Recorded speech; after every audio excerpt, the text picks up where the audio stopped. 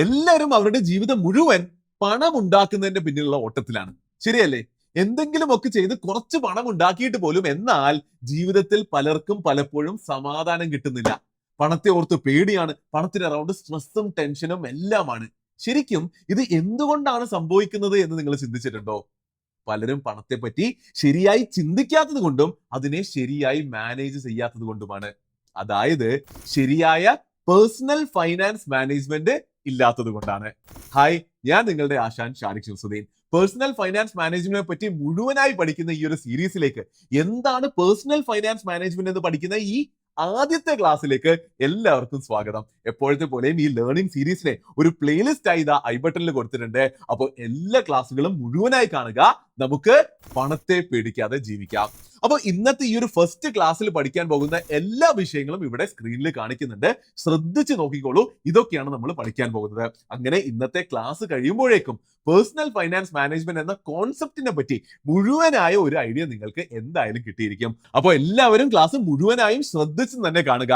Class തുടങ്ങുന്നതിന് മുൻപ് തന്നെ താഴെ കമന്റ് സെക്ഷനിൽ പോയിട്ട് പ്രസന്റ് എന്ന് കമന്റ് ചെയ്തുകൊണ്ട് നിങ്ങളുടെ അറ്റൻഡൻസ് രേഖപ്പെടുത്തുക. ഈ ക്ലാസ്സിൽ കാണിക്കുന്ന പ്രസന്റേഷനും ടൂൾസിലേക്കുള്ള ആക്സസും കിട്ടാൻ താഴെ കാണുന്ന ആ ഫോം ഫില്ല് ചെയ്യുക.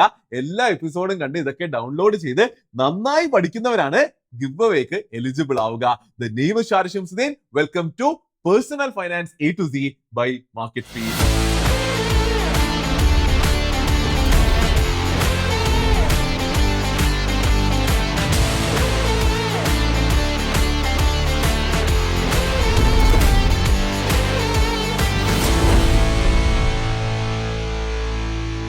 എല്ലാരെയും പണത്തെ പറ്റി പഠിപ്പിച്ച് ഫൈനാൻഷ്യൽ ഫ്രീഡത്തിലേക്ക് എത്തിക്കുക എന്നുള്ളതാണ് എന്റെ ലക്ഷ്യം. അതിനുവേണ്ടിയാണ് ഈ ഒരു ലേണിംഗ് സീരീസ് ചെയ്യുന്നതും ഈ ചാനലിലെ മറ്റു മിക്ക വീഡിയോകൾ ചെയ്യുന്നതും. പക്ഷേ ഫൈനാൻഷ്യൽ ഫ്രീഡത്തിലേക്കുള്ള യാത്ര അത് പഠനം കൊണ്ട് മാത്രം തീരുന്നില്ല. അതിലേക്ക് എത്താനുള്ള യാത്രയിൽ നിങ്ങൾക്ക് പലപ്പോഴും പല ഫൈനാൻഷ്യൽ പ്രൊഡക്ട്സും സർവീസസും ആവശ്യമുണ്ടാകും. അപ്പോൾ അതൊക്കെ നിങ്ങൾക്ക് ഏറ്റവും നല്ല രീതിയിൽ ട്രാൻസ്പെറന്റ് ആയിട്ട് എത്തിക്സോട് കൂടി മിസ്സെല്ലിംഗ് ഇല്ലാതെ മലയാളം കസ്റ്റമർ സർവീസോട് കൂടി തരാനായിട്ട് ഞാൻ റണ്ണ് ചെയ്യുന്ന കമ്പനിയാണ് market feed. Mutual fund investing, stock investing, algo trading എന്നുള്ള സർവീസുകൾ ഇന്ന് മാർക്കറ്റ് ഫീഡ് തരുന്നുണ്ട്. അപ്പോൾ ഞങ്ങളുടെ ഓഫറിംഗ്സിനെയും ഞങ്ങൾ പാർട്ണർ ചെയ്തിട്ടുള്ള കമ്പനികളുടെ സർവീസസിനെയും പറ്റി കൂടുതൽ മനസ്സിലാക്കാനും ജോയിൻ ചെയ്യാനുമായി താഴെയുള്ള ലിങ്ക് സന്ദർശിക്കുക.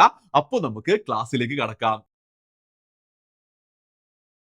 അപ്പോൾ പേഴ്സണൽ ഫൈനാൻസ് മാനേജ്മെന്റ് എന്തിനാണെന്നും അതിന് നമ്മുടെ ജീവിതത്തിലുള്ള ഇമ്പോർട്ടൻസും അതിശക്തമായി തന്നെ നിങ്ങൾക്ക് ആദ്യത്തെ ക്ലാസ്സിൽ നിന്ന് മനസ്സിലായി എന്ന് ഞാൻ പ്രതീക്ഷിക്കുന്നു. അത് കണ്ടിട്ടില്ല എങ്കിൽ തീർച്ചയായിട്ടും ആ ക്ലാസ് ഇവിടെ കൊടുക്കുന്നുണ്ട്.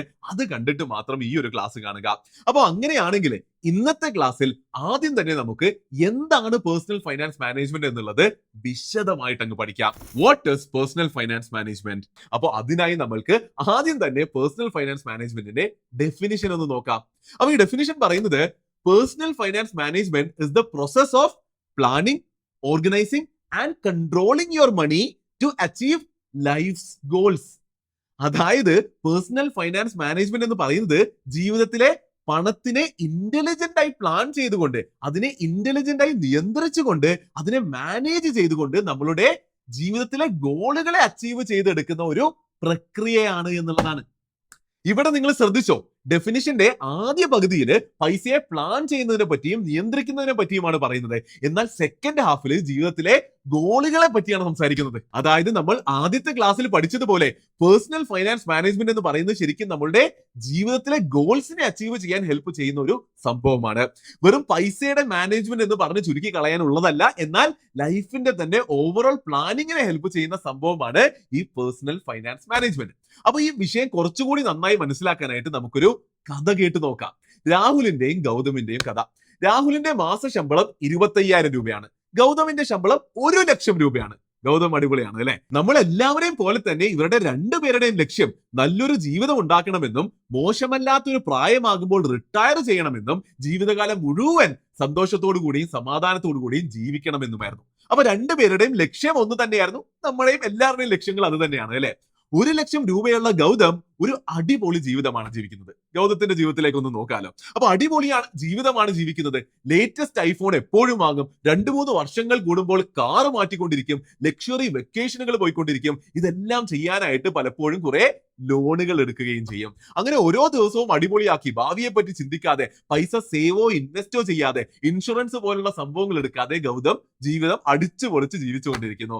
അങ്ങനെ 40s ഒക്കെ ആയപ്പോഴേക്കും ബാങ്കിൽ ബാലൻസ് ഒന്നുമില്ലാതെ കുറേയധികം കടം കയറി ഭാവിയിൽ എന്ത് ചെയ്യും എന്നുള്ള ഒരു പേടിയുള്ള അവസ്ഥയിലേക്ക് ഗൗതം എത്തിപ്പോയി. ഇതാണ് ഗൗതമിന്റെ കഥ. അതേസമയം നമുക്ക് രാഹുലിന്റെ കഥയിലേക്ക് ഒന്ന് നോക്കാലോ.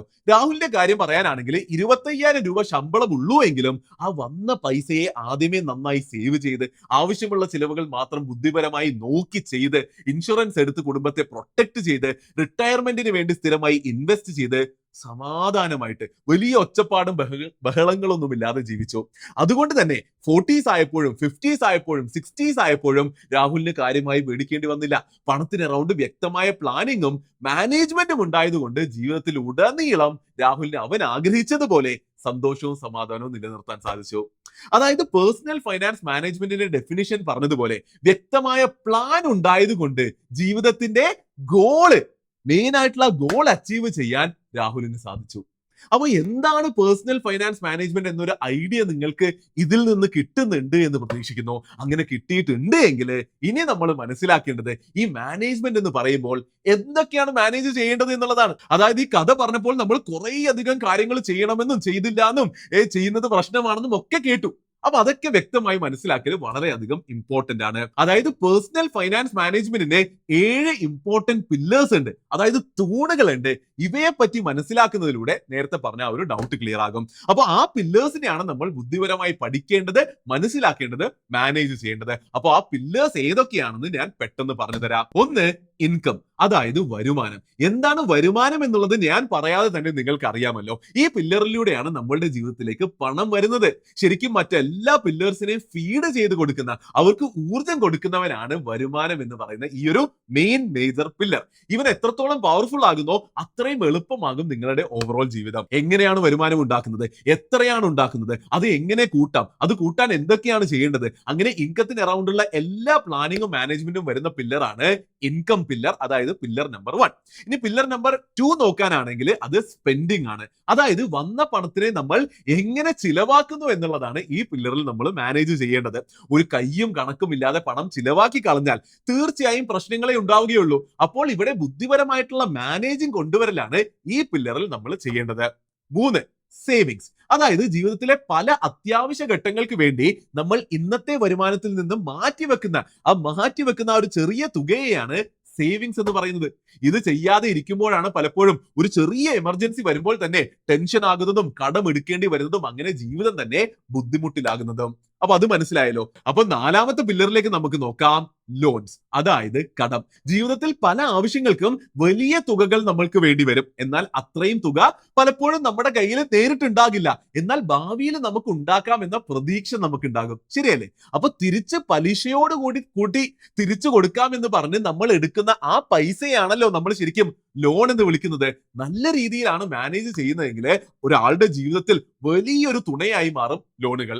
എന്നാൽ നല്ല രീതിയിൽ ഇവനെ കൈകാര്യം ചെയ്തില്ല എങ്കിൽ ജീവിതം തകർത്ത് കളയാനും പവർഫുൾ ആണ് ലോൺ എന്ന് പറയുന്ന ഈ ഒരു സംഭവം. കുറെ അധികം ശ്രദ്ധിക്കേണ്ട, കുറെ അധികം കാര്യങ്ങൾ പഠിക്കാനുള്ള ഒരു പില്ലറാണ് ഇത്. അപ്പൊ ഇനി നമുക്ക് 5ാമത്തെ പില്ലർ നോക്കാം, ഇൻഷുറൻസ്. അതായത് ഇന്ന് നമ്മുടെ ലോകത്ത് നമുക്ക് എന്ത് ആക്സിഡന്റ് വേണമെങ്കിലും എപ്പോ വേണമെങ്കിലും സംഭവിക്കാം. ശരിയല്ലേ? ചിലപ്പോൾ വണ്ടി ഒന്ന് തട്ടി അതിന്റെ ബമ്പർ മാറ്റേണ്ടി വന്നേക്കാം, അല്ലെങ്കിൽ നമുക്ക് പണിയെടുക്കാൻ പറ്റാത്ത രീതിയിലേക്ക് നമ്മുടെ ഹെൽത്ത് മോശമാകാം, ചിലപ്പോൾ വലിയൊരു ഹോസ്പിറ്റൽ ബില്ല് വരുന്ന രീതിയിലേക്ക് ഒരു ചികിത്സ നമുക്ക് വേണ്ടി വന്നേക്കാം. ഇങ്ങനെയുള്ള സാഹചര്യങ്ങളിൽ നമ്മളുടെ കുടുംബങ്ങളുടെയോ ജീവിതത്തിൽ പൈസ കാരണം ഒരിക്കലും സന്തോഷവും സമാധാനവും ഒന്നും എഫക്റ്റ് ആകരുത്.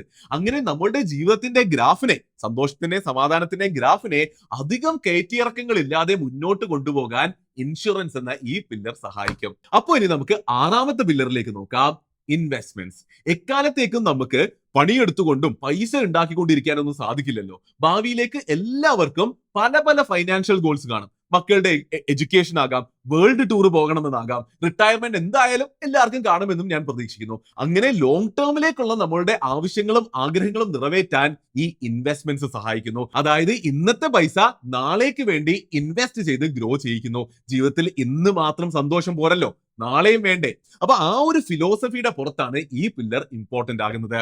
അപ്പോൾ ഇനി ഏഴാമത്തെയും അവസാനത്തെയും പില്ലർ നോക്കാം, ടാക്സേഷൻ.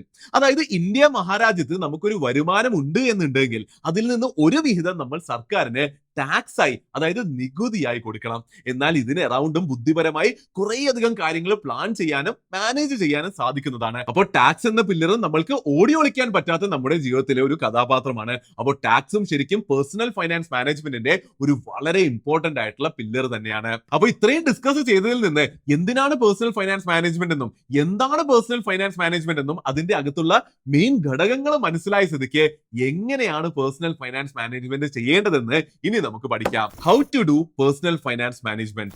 പേഴ്സണൽ ഫൈനാൻസ് മാനേജ്മെന്റ് നമ്മൾ പഠിച്ചതുപോലെ നമ്മളുടെ ഗോളുകളിലേക്ക് നമ്മളെ എത്തിക്കുന്ന ആ ഒരു പ്ലാൻ ആണ്. അപ്പൊ അത് കേൾക്കുമ്പോൾ തന്നെ നമുക്ക് മനസ്സിലാക്കാം, പേഴ്സണൽ ഫൈനാൻസ് മാനേജ്മെന്റ് എന്ന് പറയുമ്പോൾ 2 സ്റ്റെപ്പാണ് ശരിക്കും വേണ്ടത്. സ്റ്റെപ്പ് നമ്പർ 1, നമ്മളുടെ ജീവിതത്തിലെ ഗോൾസ് അത് നമുക്ക് എഴുതാൻ പറ്റണം. അതായത് ആഗ്രഹങ്ങളും ലക്ഷ്യങ്ങളും വ്യക്തമായി ഡിഫൈൻ ചെയ്യണം, അത് വ്യക്തമായി എഴുതി വെക്കാൻ നമുക്ക് പറ്റണം.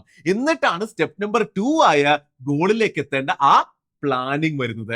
ആ പ്ലാനിങ്ങിൽ നമ്മൾ ഇപ്പോൾ പഠിച്ച 7 പില്ലറിന് അറൗണ്ടും ഡീറ്റെയിൽഡ് ആയി പ്ലാനിങ് നടത്തി നമ്മൾ ആക്ഷൻസ് എടുക്കേണ്ടി വരും. അപ്പോൾ വ്യക്തമായി പറയാനാണെങ്കിൽ സ്റ്റെപ്പ് നമ്പർ 1 ഗോൾസ് ഡിഫൈൻ ചെയ്യണം, സ്റ്റെപ്പ് നമ്പർ 2 അതിലേക്ക് വേണ്ട പ്ലാനിങ് ഉണ്ടാക്കണം. ഇവിടെ സ്റ്റെപ്പ് നമ്പർ 1 ആയ ഗോള് സെറ്റ് ചെയ്യണം എന്നുള്ള സംഭവം കുറച്ചൊന്ന് രസകരമാണ്. അതിനെപ്പറ്റി നമുക്കൊന്ന് ഡിസ്കസ് ചെയ്യണം. അതായത് ഇത് മനസ്സിലാക്കാനായിട്ട് നമ്മൾക്ക് പിന്നെയും ഒരു കഥ കൂടി കേൾക്കാം. 25 വയസ്സുള്ള 30,000 രൂപ ശമ്പളമുള്ള റോഹന്റെ കഥയാണ് നമ്മൾ ഇന്ന് കേൾക്കാൻ പോകുന്നത്. റോഹനോട് അവന്റെ ജീവിതത്തിന്റെ ഗോൾസ് ചോദിച്ചപ്പോൾ അവൻ വളരെ മെറ്റീരിയലിസ്റ്റിക് ആയിട്ട് തന്നെ ഉത്തരങ്ങൾ തന്നു. എനിക്കിന്നൊരു ബൈക്ക് വാങ്ങണം, ഒരു ഐഫോൺ വാങ്ങണം, ബ്രാൻഡഡ് പ്രൊഡക്ട്സ് കുറെ വാങ്ങണം, പിന്നെ കൂട്ടുകാരായിട്ട് അടിച്ചു പൊളിച്ച് ജീവിക്കണം, പറ്റിയാൽ കുറച്ച് പൈസ വീട്ടിലേക്ക് അയച്ചും കൊടുക്കണം എന്നൊക്കെ അവൻ പറഞ്ഞു. പക്ഷെ ജീവിതം ഇന്ന് മാത്രമല്ലല്ലോ, നാളെയും ഇല്ലേ, ഫ്യൂച്ചറിലും ഗോൾസ് വേണ്ടേ എന്ന് ഞാൻ ചോദിച്ചപ്പോൾ റോഹൻ കുറച്ചൊന്ന് ആലോചിച്ചിട്ട് പറഞ്ഞു, ഒരു നല്ല സെഡാൻ വാങ്ങണം, ഒരു ഗേറ്റഡ് കമ്മ്യൂണിറ്റിയിൽ ഒരു വീട് വാങ്ങണം, ഇടയ്ക്കിടയ്ക്ക് ഫാമിലിയുമായിട്ട് ഫോറിൻ ട്രിപ്സ് പോകണം, അങ്ങനെ ഒരു അപ്പർ മിഡിൽ ക്ലാസ് ലൈഫ് സ്റ്റൈലിലേക്ക് അപ്ഗ്രേഡ് ആകണം, അതിനുശേഷം ഒരു ചെറിയ പ്രായത്തിൽ റിട്ടയർ ചെയ്ത് ചില്ല് ചെയ്ത് നടക്കണമെന്ന് പോലും അവൻ പറഞ്ഞു. അപ്പൊ ഞാൻ അവനോട് ചോദിച്ചു, ഇതിപ്പോ ആരോട് ചോദിച്ചാലും പറയുന്ന പോലത്തെ ആഗ്രഹങ്ങളായി പോയില്ലേ എന്ന്. അതായത് ജീവിതത്തിലെ വലുതും ചെറുതുമായിട്ട് പല ഗോളുകളും റോഹൻ ഇവിടെ പറഞ്ഞല്ലോ, പക്ഷേ ജീവിതത്തിൽ ഒട്ടും തന്നെ വിട്ടുവീഴ്ച വരുത്താൻ പറ്റാത്ത നോൺ നെഗോഷ്യബിൾ ആയിട്ടുള്ള ഗോൾസ് അല്ലേ ഈ ഒരു ആക്ടിവിറ്റിയിൽ ഇങ്ങനെ ഒരാൾ ചോദിക്കുമ്പോൾ എഴുതേണ്ടത് എന്ന് ഞാൻ ചോദിച്ചു. അങ്ങനെ ചോദിച്ചപ്പോൾ റോഹൻ പ്രയോറിറ്റൈസ് ചെയ്യാൻ തുടങ്ങി. അത്യാവശ്യമായ സാധനങ്ങളെ, അതായത് മസ്റ്റ് ഹാവ്സിനെ വെറും ആഗ്രഹങ്ങളുടെ, അതായത് ഗുഡ് ടു ഹാവ്സിന്റെ മുകളിൽ പ്രയോറിറ്റൈസ് ചെയ്യാൻ തുടങ്ങി. ജീവിതത്തിന്റെ എന്നേക്കുമായുള്ള സ്റ്റെബിലിറ്റിയെ ഇന്നത്തെ ക്വിക്ക് സന്തോഷത്തിന്റെ മേലെ റോഹൻ പ്രയോറിറ്റൈസ് ചെയ്തു. അങ്ങനെ ഒരു പ്രയോറിറ്റൈസേഷൻ നടത്തിയിട്ട് റോഹൻ 3 ഗോൾസ് മാത്രം എന്നോട് പറഞ്ഞു. 1, ജീവിതത്തിൽ ഒരിക്കലും ഒരു രീതിയിലും പൈസ കാരണം ബുദ്ധിമുട്ടാനും ടെൻഷൻ അടിക്കാനും പാടില്ല. അതായത് ഓവർ ഫണ്ട് ഇല്ലെങ്കിലും കുഴപ്പമില്ല, വിഷമം ഉണ്ടാകരുത്. 2, ഒരു അപ്പർ മിഡിൽ ക്ലാസ് ജീവിതത്തിലേക്ക് ഒരു 30-35 വയസ്സാകുമ്പോൾ എത്താൻ പറ്റണം. 3, സമാധാനത്തില് റിട്ടയർ ചെയ്ത് റിച്ച് ആയി ജീവിക്കാൻ പറ്റണം. അങ്ങനെ ക്ലാരിറ്റി ഓഫ് തോട്ടോട് കൂടി ഇന്റലിജന്റ് ആയി ജീവിതത്തിന്റെ ഗോൾസ് റോഹൻ സെറ്റ് ചെയ്ത കണ്ടപ്പോൾ ശരിക്കും ഞാനൊന്ന് കൈയടിച്ചു. ശരിയല്ലേ? ഇനി നിങ്ങളൊന്ന് നിങ്ങളുടെ കാര്യം ഒന്ന് ചിന്തിച്ചു നോക്കിയേ, എന്താണ് ശരിക്കും നിങ്ങളുടെ ഗോൾസ്? കുറെയൊക്കെ ചിന്തിച്ച് പ്ലാൻ ചെയ്ത് പ്രയോറിറ്റൈസ് ചെയ്ത് വരുമ്പോൾ എനിക്ക് തോന്നുന്നു നമ്മളിൽ ലോജിക്കലി ചിന്തിക്കുന്ന എല്ലാവരും ഈ പറയുന്ന 3 ഗോൾസിലോ ഇതിനടുത്ത് നിൽക്കുന്ന ഗോൾസിലോ ആയിരിക്കും എത്തിപ്പെടുന്നത്. ശരിയല്ലേ? ഒന്ന് ആലോചിച്ച് നോക്കിയേ. അതായത് ജീവിതത്തിന്റെ യാഥാർത്ഥ്യം അത് തന്നെയാണ്. നമ്മൾ പലപ്പോഴും സോഷ്യൽ മീഡിയയുടെ പ്രഷറിലും സൊസൈറ്റിയുടെ പ്രഷറിലും ഒക്കെ നമ്മൾ മൈൻഡ്ലെസ് ആയി തോന്നിയ പോലെ ജീവിച്ചു പോകുന്നതാണ്. ഇതുപോലെ ശരിക്കും ഒന്ന് ഇരുന്ന് ചിന്തിച്ചാൽ എനിക്കുറപ്പുണ്ട് എല്ലാവർക്കും മനസ്സിലാകും, ജീവിതത്തിൽ നമുക്ക് എല്ലാവർക്കും വേണ്ടത് എന്നേക്കും നിലനിൽക്കുന്ന സന്തോഷവും സ്റ്റേബിൾ ആയിട്ടുള്ള പീസുമാണ്. അപ്പോൾ അങ്ങനെ ചിന്തിക്കുമ്പോൾ ഇതുപോലെയുള്ള ഓവറോൾ ലൈഫിനെ പ്രയോറിറ്റൈസ് ചെയ്യുന്ന ഗോൾസ് ആയിരിക്കും എല്ലാവർക്കും വരുന്നത്. അപ്പോൾ ഗോൾ എങ്ങനെ സെറ്റ് ചെയ്യണമെന്നും അതിന് അറൗണ്ട് എങ്ങനെ ചിന്തിക്കണമെന്നും മനസ്സിലായിട്ടുണ്ട് എങ്കിൽ പിന്നെ ചെയ്യേണ്ടത് നമ്മൾ നേരത്തെ പഠിച്ചതുപോലെ സ്റ്റെപ്പ് 2 ആണ്. അതായത് പേഴ്സണൽ ഫൈനാൻസ് മാനേജ്മെന്റിലെ എല്ലാ പില്ലറുകളിലും അതിമനോഹരമായ പ്ലാനിംഗ് നടത്തി ആക്ഷൻസ് എടുക്കലാണ്. അപ്പോൾ അതൊക്കെ തന്നെയാണ് മുന്നിലേക്കുള്ള ഓരോ ക്ലാസ്സിലും നമ്മൾ പഠിക്കാൻ പോകുന്നത്. അപ്പോൾ അങ്ങനെ എല്ലാം പഠിച്ച് അവസാനത്തെ ക്ലാസ് കഴിയുമ്പോൾ സ്വന്തമായി ഗോൾ സെറ്റ് ചെയ്ത് അതിലേക്ക് ബുദ്ധിപരമായ ഒരു പേഴ്സണൽ ഫൈനാൻഷ്യൽ പ്ലാൻ എല്ലാവർക്കും ഉണ്ടാക്കാൻ പറ്റുമെന്ന് ഞാൻ അതിശക്തമായി തന്നെ വിശ്വസിക്കുന്നു. അപ്പോൾ എങ്ങനെ ശരിക്കും പേഴ്സണൽ ഫൈനാൻസ് മാനേജ്മെന്റ് ചെയ്യാം എന്ന് നമ്മളിപ്പോൾ പഠിച്ചു. പക്ഷെ എനിക്കറിയാം കുറേ അധികം ചോദ്യങ്ങളും സംശയങ്ങളും ഈ വീഡിയോയുടെ കമന്റ്സിലോ നിങ്ങളുടെ മനസ്സിലോ ഇപ്പോൾ വരാൻ സാധ്യതയുണ്ട്. അപ്പോൾ അതിലെ കുറച്ചെങ്കിലും ഞാൻ ഇപ്പോഴേ എടുത്തൊന്ന് അഡ്രസ് ചെയ്യാം. അതിനുള്ള ഉത്തരങ്ങളും ഞാൻ തരാം. Objections and FAQs. ഒന്ന്, പലരും പറയുന്നത് ജീവിതം ഒന്നല്ലേ ഉള്ളൂ, അത് എൻജോയ് ചെയ്ത് തീർക്കാനുള്ളതല്ലേ, അപ്പൊ നാളെയെ പറ്റി ചിന്തിച്ച് അതിലേക്ക് പൈസ മാറ്റിവെച്ച് അങ്ങനെ എന്നോ വരാനുള്ള നാളെയെ പറ്റി ആലോചിച്ച് പ്രസന്റ് ഡേ, അതായത് ഇന്നത്തെ ദിവസം മോശമാക്കണോ, ജീവിതം അങ്ങ് ആഘോഷിച്ച് ആസ്വദിച്ച് ജീവിച്ച് തീർത്താൽ പോരെ എന്ന് പലരും ചോദിക്കുന്നുണ്ട്. അതിനുവേണ്ടി നാളത്തേക്കുള്ള പ്ലാനിങ് വേണ്ടതുണ്ടോ എന്ന് പോലും പലരും ചോദിക്കുന്നുണ്ട്. അപ്പൊ ഇതിനോട് എനിക്ക് പറയാനുള്ളത്, ഇത് ബുദ്ധിപരമല്ലാത്ത ഒരു പ്ലാനിങ് ആണ് എന്നുള്ളതാണ്. ഒരു ഫേമസ് സെയിങ് ഉണ്ടല്ലോ, failing to plan is planning to fail. ശ്രദ്ധിച്ച് കേട്ട് നോക്കിയോ, മനസ്സിലായില്ലേ? അതായത് നിങ്ങൾ ചിന്തിക്കുന്നത് ഇപ്പോൾ എൻജോയ്മെന്റ് വേണം, ഇപ്പോൾ ഹാപ്പിനെസ് വേണം, ഇപ്പോൾ സമാധാനം വേണം, പക്ഷെ റിയാലിറ്റി എന്ന് പറയുന്നത് നമ്മുടെ ജീവിതം ഇപ്പോൾ തീരുന്നില്ല എന്നുള്ളതല്ലേ. വളരെ ഹൈ പ്രോബബിലിറ്റി ഉണ്ട് ഇന്ന് നമ്മൾ എല്ലാവരും തന്നെ ഒരു 70, 80, 90 വയസ്സ് വരെയൊക്കെ ജീവിക്കാൻ സാധ്യതയുണ്ട്. ആ ഒരു അവസ്ഥയിലേക്ക് നമ്മുടെ ഹെൽത്ത് കെയർ സിസ്റ്റവും മറ്റുമെല്ലാം വളരെ ശക്തമായിട്ട് തന്നെ ഡെവലപ്പ് ആയി വന്നിട്ടുണ്ട്. അപ്പൊ അതൊരു ഹൈ പ്രോബബിൾ കേസ് ആയി ഇരിക്കെ നമ്മുടെ നാളെയും മറ്റന്നാളിനെ ഭാവിയെ നശിപ്പിക്കുന്ന രീതിയിൽ നമ്മൾ ഇന്ന് എൻജോയ് ചെയ്യുകയാണെങ്കിൽ അത് തീർച്ചയായിട്ടും മോശം പ്ലാനിങ് തന്നെയാണ്. അതിൽ വേറെ ചർച്ചയുടെ ഒരു ആവശ്യവും ഉണ്ട് എന്ന് എനിക്ക് തോന്നുന്നില്ല. നല്ല പ്ലാനിങ് എന്ന് പറയുമ്പോൾ അത് എല്ലാ കാര്യങ്ങളെയും എക്കാലത്തേക്കും നോക്കി ചെയ്യുന്ന ഒന്നായിരിക്കണം. അല്ലാതെ വേസ്റ്റ് കേസ് നോക്കി നമ്മൾ നാളെ മരിച്ചു പോയാലോ എന്നൊക്കെ ആലോചിച്ചിട്ട് നാളത്തേക്ക് പ്ലാനേ ചെയ്യാതിരിക്കുന്നത് ഒരിക്കലും നല്ലൊരു പ്ലാനിങ് അല്ല എന്നുള്ളതാണ് എന്റെ അഭിപ്രായം. ഇതെല്ലാം പറയുമ്പോഴും എനിക്ക് ഒരു കാര്യം ആഡ് ചെയ്യണം എന്നുണ്ട്. നാളെയെ മാത്രം ആലോചിച്ച് പ്രസന്റ് അങ്ങ് മോശമാക്കി കളയുന്നതും ഒരിക്കലും നല്ലൊരു പ്രവണതയല്ല. തീർച്ചയായിട്ടും ഒരു റൈറ്റ് ബാലൻസ് നമ്മൾ കണ്ടെത്തിയിരിക്കണം. അതാണ് ശരിക്കും നല്ലൊരു പേഴ്സണൽ ഫൈനാൻസ് മാനേജ്മെന്റ് നമുക്ക് തരിക. രണ്ടാമത്, പലരും പറഞ്ഞു കേൾക്കുന്നത് ഇൻകത്തിൽ മാത്രം ഫോക്കസ് ചെയ്ത് കുറെ പൈസ അങ്ങ് ഉണ്ടാക്കിയാൽ പോരെ, ബാക്കി എല്ലാം മാനേജ് ചെയ്തില്ലെങ്കിലും എന്താ പ്രശ്നമുള്ളതെന്ന്. ശരിയല്ലേ? അത് കുറെ പൈസ ഉണ്ടാക്കിയാൽ പോരെ, പിന്നീട് പൈസയുടെ പ്രശ്നം മുഴുവൻ സോൾവ് ആകില്ലേ എന്നുള്ളതാണ് പലരും ചിന്തിക്കുന്നത്. ഇതിനോട് ശരിക്കും മുഴുവനായി അങ്ങ് യോജിക്കാൻ സാധിക്കില്ല. അതായത് ഒരാൾ ഒരു കയ്യും കണക്കുമില്ലാതെ പൈസ ചിലവാക്കി കളയുന്ന ഒരാളാണെങ്കിൽ, ഒരു രൂപ പോലും സേവ് ചെയ്യാനുള്ള സ്വഭാവമില്ലാത്ത, അതിനറൗണ്ട് പ്ലാനിങ്ങും മാനേജ്മെന്റും ചിന്തയും ഇല്ലാത്ത ആളാണെങ്കിൽ അയാൾ എത്ര പൈസ ഉണ്ടാക്കി എന്ന് പറഞ്ഞാലും എങ്ങനെ അയാളുടെ ജീവിതം നന്നാകും? ഇതിനൊക്കെ പല എക്സാമ്പിൾസ് പോലും നമ്മുടെ ചുറ്റുമുണ്ട്. ഫേമസ് ആക്ടറായ അമിതാഭ് ബച്ചൻ, ഫുട്ബോളറായ മറഡോണ, അവരൊക്കെ എത്രയോ പൈസ ഉണ്ടാക്കിയതിന് ശേഷം പോലും ജപ്തിയുടെ വക്കിലേക്ക് പോലും എത്തിയിട്ടുണ്ട്. അപ്പൊ ഏറെക്കുറെ ഹൈ കോൺഫിഡൻസോടുകൂടി എനിക്ക് പറയാൻ സാധിക്കും, പൈസ ഉണ്ടാക്കുന്നതിൽ മാത്രം ഫോക്കസ് ചെയ്താൽ പോരാ, ബാക്കിയുള്ള കാര്യങ്ങളും വളരെയധികം ഇമ്പോർട്ടന്റ് ആണ്. മൂന്നാമത്, പലരും പറയുന്നത് എന്റെ കയ്യിൽ കുറെ പൈസയൊന്നുമില്ല, ഇപ്പോഴേ എന്റെ വരുമാനം വെച്ചിട്ട് ഒരു ചിലവുകളും എനിക്ക് മാനേജ് ചെയ്യാൻ പറ്റുന്നില്ല, ആകെ മൊത്തം സ്ട്രെസ്സിലാണ് ഓൾറെഡി ഉള്ളത്. അങ്ങനെയുള്ള ഞാൻ എന്തിനാണ് പേഴ്സണൽ ഫൈനാൻസ് മാനേജ്മെന്റ് പഠിക്കുന്നത്? വളരെ നല്ലൊരു ചോദ്യമാണ്. ഇവിടെ ഏറ്റവും ആദ്യം തന്നെ എനിക്ക് ഓർമ്മിപ്പിക്കാനുള്ളത്, പേഴ്സണൽ ഫൈനാൻസ് മാനേജ്മെന്റിന്റെ ആദ്യത്തെ പില്ലർ തന്നെ ഇൻകം എന്നതാണ്. അപ്പൊ വളരെ പ്രൊഫഷണൽ ആയ ഫ്രെയിം വർക്കുകളോട് കൂടി സ്ട്രക്ചേർഡ് ആയിട്ട് ഇത് പഠിക്കുകയാണെങ്കിൽ വരുമാനത്തിനെ എങ്ങനെ നോക്കണമെന്നും എത്ര ഏൺ ചെയ്യണമെന്നും അത് എങ്ങനെ കൂട്ടാമെന്നുമുള്ള ചിന്തകൾ നമുക്ക് തീർച്ചയായിട്ടും വരും. അതിനേക്കാൾ ഉപരി നിങ്ങളുടെ സിറ്റുവേഷൻ മോശമാണെന്ന് പറയുമ്പോഴും എന്തെങ്കിലും ഒരു വരുമാനം ഉണ്ടല്ലോ, ആ വരുന്ന വരുമാനം എന്തെങ്കിലും ചെലവിലേക്ക് പോകുന്നുമുണ്ടല്ലോ. അപ്പൊ അവിടെ പേഴ്സണൽ ഫൈനാൻസ് മാനേജ്മെന്റ് ഇമ്പോർട്ടന്റ് ആണ്. ആ ചെലവുകളെ നന്നായി മാനേജ് ചെയ്യാനും അവിടെ റൈറ്റ് മൈൻഡ് സെറ്റ് വരാനും ഒക്കെ തന്നെ തീർച്ചയായിട്ടും ഇമ്പോർട്ടന്റ് ആണ്. അതിനോടൊപ്പം തന്നെ ഞാൻ ആദ്യത്തെ ക്ലാസ്സിൽ പറഞ്ഞതുപോലെ ഇതിനൊരു ബേസിക് ലിറ്ററസി ആയി കണ്ടാൽ മതി. വലിയ അഡ്വാൻസ് കോൺസെപ്റ്റ് പഠിക്കുന്നൊന്നും വിചാരിക്കേണ്ട. ശരിക്കും നമ്മൾ ചെറുപ്പത്തിലെ ABCD പഠിച്ചപ്പോൾ അത് വെച്ച് പിന്നീട് സയൻസ് പഠിക്കുമെന്നോ വില്യം ഷേക്സ്പിയർ വായിക്കുമെന്നോ എന്നൊന്നും നമ്മൾ ശരിക്കും ചിന്തിച്ചിരുന്നില്ല. അതുപോലെ തന്നെ ഇത് ഫൈനാൻഷ്യൽ ലിറ്ററസിയാണ്. നമ്മൾ ഇവിടെ പഠിക്കാൻ പോകുന്നതെല്ലാം പണമില്ല എങ്കിലും വരുന്ന പണം തികയുന്നില്ല എങ്കിലും അറിഞ്ഞിരിക്കണം. ഇവിടെ പഠിക്കുന്ന ഫ്രെയിം വർക്കുകളും ഈ മെന്റൽ മോഡലുകളും ഉണ്ടെങ്കിലാണ് നാളെ പണത്തിന് അറൗണ്ട് ഉള്ള ചിന്തകൾ ശരിയായ രീതിയിൽ വരികയുള്ളൂ എന്നുള്ളതാണ് ഞാൻ ശക്തമായിട്ട് പറഞ്ഞു വരുന്നത്. അപ്പൊ പേഴ്സണൽ ഫൈനാൻസ് മാനേജ്മെന്റിന്റെ ഇമ്പോർട്ടൻസും അത് എന്താണെന്നും അതിശക്തമായിട്ട് നിങ്ങൾക്ക് മനസ്സിലായിട്ടുണ്ട് എന്നുണ്ടെങ്കിൽ ഈ ഒരു ക്ലാസിന്റെ എൻഡിങ്ങിലേക്ക് നമുക്ക് എത്താം. അപ്പോൾ എൻഡ് ചെയ്യുന്നതിന് മുമ്പ് ഒരു വിഷയം കൂടിയാണ് എനിക്ക് നിങ്ങളോട് പറയാനുള്ളത്. അതായത് കുറച്ചെങ്കിലും പേഴ്സണൽ ഫൈനാൻസ് മാനേജ്മെന്റിന്റെ ഇമ്പോർട്ടൻസിനെ പറ്റി പലർക്കും അറിയുന്നുണ്ടാകും, എവിടെന്നെങ്കിലും ഒക്കെ കേട്ടിട്ടുണ്ടാകും. ഉണ്ടാകും. എന്നാൽ പോലും കൂടുതൽ ആൾക്കാരും ഇത് എന്തുകൊണ്ട് നന്നായി ചെയ്യുന്നില്ല എന്നുള്ള ചോദ്യം വളരെയധികം പ്രസക്തമാണ്. Why are people not managing their personal finance? ഇതിന് ശരിക്കും 3 റീസൺസ് ആണുള്ളത്. ആ 3 റീസൺസ് നമ്മൾ അതിശക്തമായി തന്നെ മനസ്സിലാക്കണം. അതിന്റെ ഇമ്പോർട്ടൻസ് എന്താണെന്ന് വെച്ചാൽ ഇനി മുന്നിലേക്ക് ഓരോ ക്ലാസ് ഞാൻ ചെയ്യുമ്പോൾ എല്ലാ ക്ലാസിന്റെ അവസാനവും ഈ 3 റീസൺസിലൂടെ നമ്മൾ കടന്നു പോയിട്ട് അതെല്ലാം ക്ലിയർ ആയല്ലോ എന്ന് നമ്മൾ ഉറപ്പുവരുത്തും. അങ്ങനെ ചെയ്തു പോകുന്നതിലൂടെ എനിക്ക് ഉറപ്പുണ്ട് ഈ ഒരു സീരീസ് കണ്ടു തീരുമ്പോഴേക്കും നിങ്ങൾ അതിശക്തമായി പണത്തെ പേടിക്കാത്ത ഒരു അവസ്ഥയിലേക്ക് എത്തും. അപ്പൊ ഈ 3 റീസൺസിലേക്ക് പെട്ടെന്ന് നോക്കാനാണെങ്കിൽ ഏറ്റവും ആദ്യത്തേത് ഏറ്റവും ഒബ്വിയസ് ആയിട്ടുള്ളത് തന്നെയാണ് lack of knowledge and awareness. അതായത് ഇപ്പോഴും ആൾക്കാർക്ക് അറിയില്ല ശരിക്കും പണം വെച്ച് എന്താണ് ചെയ്യേണ്ടതെന്നും അത് എങ്ങനെയാണ് മാനേജ് ചെയ്യേണ്ടതെന്നും. നമ്മൾ ആദ്യത്തെ ക്ലാസ്സിൽ പറഞ്ഞതുപോലെ സ്കൂളുകളിൽ ഇത് പഠിപ്പിക്കുന്നില്ല, വീട്ടിൽ മുതിർന്നവരും ആരും തന്നെ ആരെയും ഇത് പഠിപ്പിക്കുന്നില്ല. ഇതിന് അറൗണ്ട് ചർച്ചകൾ പോലും നടക്കുന്നില്ല. 2, ഇമോഷണലും കൾച്ചറലും ഒക്കെ ആയിട്ടുള്ള കുറെ മൈൻഡ് സെറ്റ് പ്രശ്നങ്ങളാണ്. അതായത് ചില കാര്യങ്ങൾ അങ്ങനെയാണ്, ശരിയായ അറിവ് എന്താണെന്ന് ചിലപ്പോൾ നമ്മുടെ ചുറ്റും ഉണ്ട് എങ്കിലും പല തെറ്റായ മൈൻഡ് സെറ്റ് കാരണം നമ്മൾ അതങ്ങനെ ചെയ്യില്ല.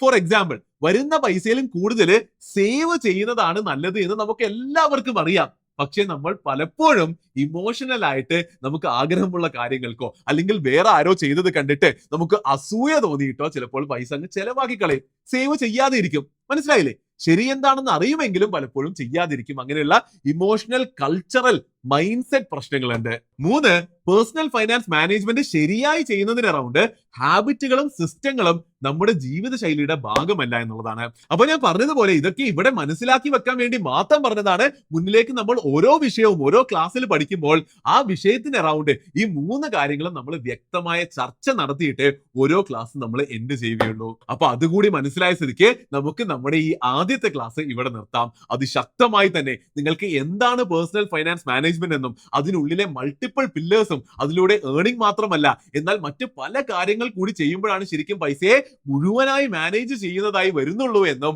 ഇതൊക്കെ എന്തിനു ചെയ്യണം എന്നുള്ളതും വ്യക്തമായി മനസ്സിലായി എന്ന് ഞാൻ വിശ്വസിക്കുന്നു. അങ്ങനെയാണ് എങ്കിൽ നിങ്ങളുടെ ജീവിതത്തിലെ പണത്തിനെ മാനേജ് ചെയ്യുന്ന ഒരു പ്രൊഫഷണൽ CEO ആകാനുള്ള നിങ്ങളുടെ ഈ ഒരു പ്രയത്നത്തിലെ ആദ്യത്തെ കടമ്പ കടന്നിരിക്കുകയാണ്. അപ്പോൾ ദാ ഇവിടെ തന്നെ ഈ ക്ലാസിന്റെ ചെക്ക് ലിസ്റ്റ് നോക്കിക്കൊണ്ട്, നേരത്തെ പറഞ്ഞതുപോലെ ആ ഒരു ചെക്ക് ലിസ്റ്റ് നോക്കിക്കൊണ്ട് നമുക്ക് ഈ ക്ലാസ് നിർത്താം. ആദ്യം തന്നെ നോളജ്, പേഴ്സണൽ ഫൈനാൻസ് മാനേജ്മെന്റ് എന്ന വിഷയത്തെ പറ്റി മുഴുവനായ ഒരു ഐഡിയ എന്തായാലും നിങ്ങൾക്ക് കിട്ടി എന്നുള്ളത് ഞാൻ ശക്തമായി തന്നെ പ്രതീക്ഷിക്കുന്നുണ്ട്. 2, കോമൺ മിസ്റ്റേക്സ് നോക്കാം. ഏറ്റവും വലിയ പ്രശ്നം ജീവിതത്തിന്റെ റിയൽ ആയിട്ടുള്ള നോൺ നെഗോഷ്യബിൾ ഗോൾസ് മനസ്സിലാക്കാത്തത് തന്നെയാണ്. എന്നിട്ട് വെറുതെ പൈസയുടെ പിന്നിൽ ഓടി എന്തൊക്കെയോ ഒക്കെ കാട്ടിക്കൂട്ടി ജീവിതം അങ്ങ് ജീവിച്ചു തീർക്കുന്നു. അങ്ങനെ ഒരു ഇന്റലിജന്റ് പ്ലാനിങ്ങും ഇല്ലാത്തത് കൊണ്ട് മോസ്റ്റ്ലി ജീവിതത്തിൽ പലപ്പോഴും ഫൈനാൻഷ്യൽ സ്ട്രെസ് ഉണ്ടാകുന്നു. 3, സ്മാർട്ട് ഹാബിറ്റ്സ് നമുക്ക് നോക്കാം. സ്റ്റാർട്ട് വിത്ത് വൈ എന്ന് ഞാൻ പറയും. അതായത് ജീവിതത്തിൽ എന്ത് ചെയ്യുമ്പോഴും അതിന്റെ വൈ, അതിന്റെ ഗോള്, അതിന്റെ ഒബ്ജക്റ്റീവ് നമ്മൾ എപ്പോഴും ചിന്തിച്ചിരിക്കണം. ജീവിതത്തിന്റെ വൈ തന്നെയായ ലോങ് ടേമിലേക്കുള്ള ഹാപ്പിനെസ്സും പീസും എന്നുള്ള പോയിന്റ് കിട്ടിയപ്പോഴല്ലേ നമുക്ക് ശരിക്കും ഈ ഒരു പ്ലാനിങ്ങിൽ ക്ലാരിറ്റി കിട്ടിയത്. അതുപോലെ തന്നെ നമ്മൾ മുന്നിലേക്ക് എന്ത് പഠിക്കാൻ പോകുമ്പോഴും എന്ത് തന്നെ ചെയ്യാൻ പോകുമ്പോഴും ശരിക്കും നമ്മൾ അതിന്റെ വൈ ചിന്തിക്കണം. അത് നമ്മളൊരു ശീലമാക്കി മാറ്റണം. 4, ഇവിടെയാണ് ഞാൻ നിങ്ങളോട് നേരത്തെ പറഞ്ഞിട്ടുള്ള ആ അസൈൻമെന്റ് തരുന്നത്. അതായത് നിങ്ങൾ ഓരോരുത്തരുടെയും ജീവിതത്തിലെ മോസ്റ്റ് ഇമ്പോർട്ടന്റ് നോൺ നെഗോഷ്യബിൾ എന്തായാലും അച്ചീവ് ചെയ്യേണ്ട ഫൈനാൻഷ്യൽ ഗോൾസ് വളരെ ശക്തമായി ആലോചിച്ച് കണ്ടുപിടിച്ച് നോട്ട്ബുക്കിന്റെ ഫസ്റ്റ് പേജിൽ തന്നെ എഴുതി വെക്കുക. അതാണ് ഈ ഒരു ക്ലാസിന്റെ അസൈൻമെന്റ്. അപ്പൊ ഇങ്ങനെ ഓരോ വീഡിയോ തീരുമ്പോഴും ഒരു ചെക്ക് ലിസ്റ്റ് ഉണ്ടാക്കിയും അത് ടിക്ക് ഇട്ട് തന്നെ നമ്മൾ മുന്നിലേക്ക് പോകും. നിങ്ങളും അത് അതുപോലെ തന്നെ ചെയ്യുമെന്ന് ഞാൻ പ്രതീക്ഷിക്കുന്നു. അപ്പോൾ വീഡിയോ ഇഷ്ടപ്പെട്ടെങ്കിൽ തീർച്ചയായിട്ടും ലൈക്ക് ചെയ്യുക. എന്ത് തന്നെ ഡൗട്ട് ഉണ്ടെങ്കിലും താഴെ കമന്റ് സെക്ഷനിൽ ചോദിക്കുക. മാക്സിമം എല്ലാവരിലേക്കും ഷെയർ ചെയ്ത് എത്തിച്ചു കൊടുക്കുക. അപ്പോൾ ഈ ക്ലാസ് അറ്റൻഡ് ചെയ്തതിന് നന്ദി. അടുത്ത ക്ലാസ് വരുന്ന ചൊവ്വാഴ്ച ഇറങ്ങും. അപ്പോഴേക്കും എല്ലാവരും ഈ വിഷയം ഫുള്ള് പഠിച്ച് നോട്ട്സ് എഴുതി അസൈൻമെന്റ് ഒക്കെ ചെയ്ത് റെഡി ആയിരിക്കുമെന്ന് പ്രതീക്ഷിക്കുന്നു. അതിശക്തം.